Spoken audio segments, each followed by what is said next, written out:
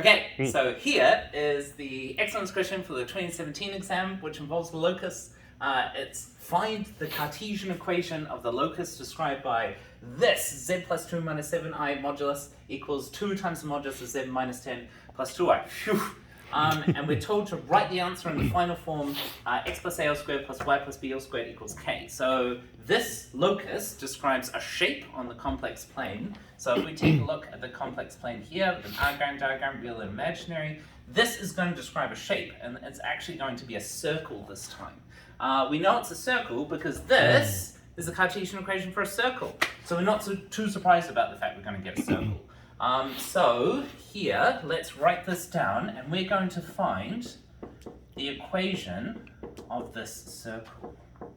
The idea is this locus, it describes a circle, but it's in a really unfamiliar kind of format. We want to change it to be in a something we're used to, like this Cartesian equation, something we can actually graph.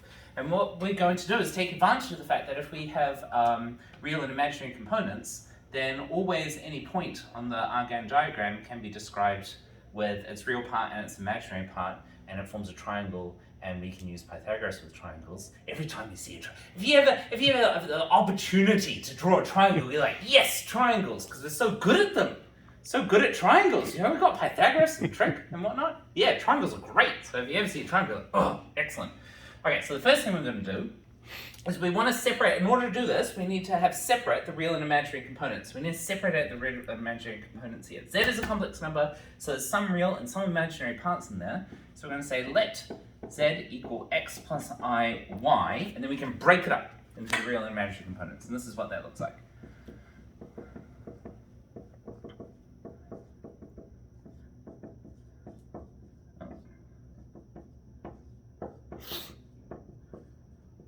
Phew.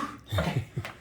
The whole point of doing that is so that we can pull together all the real parts and the imaginary parts separately, real parts and imaginary parts separately. So we're going to do that now. And here the real parts are the x and the 2. So now we've packaged all the real parts together, and the imaginary parts are the I, y, and the minus 7i. So y minus 7. Notice the I comes out of the brackets here, it's like a common factor.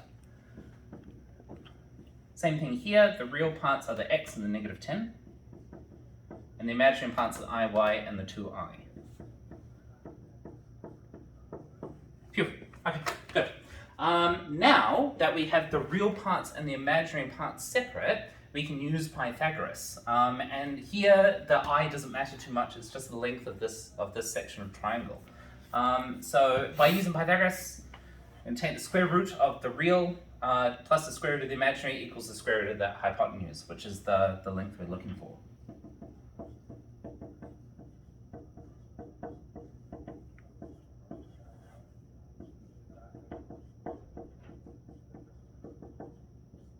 Nice. Cool. Coming along.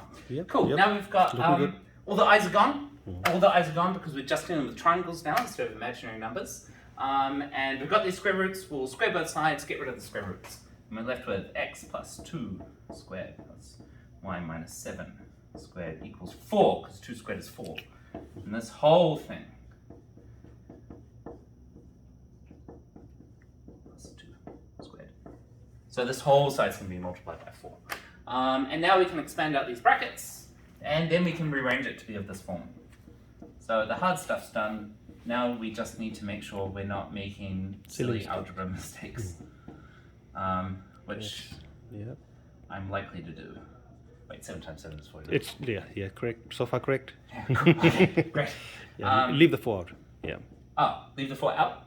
Just for now. No, okay, no, that's fine. Carry on. I was just gonna Yeah. distribute it. Yeah. Sorry, That's fine.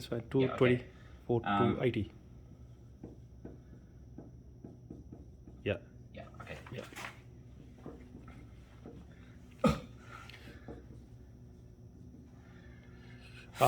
It was 416. Yeah. Yep. Cool, Yep. cool. Okay. Okay, so I skipped the step with the 4. I expanded out the brackets and multiplied everything by 4. You might want to do that in 2 different steps. Yes. And I probably should have. That's fine. But you should. The student should. I apologize, but you'll get it. Yeah. Probably. We'll see. Okay, now I want to just bring everything over to one side. So Maybe to the right. Yeah, I'll put because it up. because that's positive. Then we get a positive x. And it's just nicer. Not that it's a disaster if you don't. Actually, I might give myself a little bit more. Put that 0 on that side. Yeah. Yeah. Okay, so we get 4x here minus x squared over here because we're going to subtract x from both sides. And we get 3x squared. What about the x terms? We've got a 4x here, negative 80x. So if we subtract 4x from both sides, we get negative 84x. A y squared here, a 4y squared here. So that's going to be 3y squared if we subtract y squared from both sides. We've got a negative 14 here and a plus 16 here, so we're going to have to add 14y to both sides, and we end up with 30. 30, yep. And now all the constants. We've got 4, 49, that's 53. Yeah. We're going to subtract 53 from both sides. Over here we had negative 400 and a 16, so that's negative 453 plus 16. 453 minus 16. 447? 447, that's what I was going to say. Minus 447. There we go. Okay, cool. Yeah. Now, we're not quite there, and we're not quite there because we need this to be in this form here with it factorized. So the easiest way of doing that is by completing the square for these the x and the y. Okay, so to do that, is 84 divisible by 3? That's the thing. I think so. 84 divided Do I by have this 3. right? 84? Oh, Yeah, 28. 48. Yeah, 28. So 447 divided by 3. 149. So all of them are divisible by 3. Great, we'll divide through by 3. Thank Yeah. goodness. Yeah. That makes this much easier. Yeah. Okay, so that's x squared. We're dividing through the whole thing by 3. Divide through by 3. 0 divided by 3 is 0, so that side stays 0. That's What's 28. 28. This is why you take calculator in the exam. What was this again? Hang on. 447 divided by 3. 149. Oh, yeah, of course. Yeah. Okay, cool. Divided through by 3. Now we're going to complete the square for these things. What that looks like, you should know how to complete the square, I hope. Just take that divided by 2, square it. And now when you expand it, you'll get x squared, you'll get negative 28x, but you'll also get an extra 14 squared. You've got to get rid of that. Yeah. 196. Sorry? 196. 196. So you subtract 196, and now it's fine. Now that equals that. It's all good. We'll do the same thing for the y. So we've got y plus 5 squared, which is half of that. But when you do this, you're going to get an extra 25 that you don't want. So you've got to subtract it. Yeah. Now this equals that. Nice. And we've still got this negative 149. Yeah. So we're nearly there. We just got to gather all these constants together. That's still 0.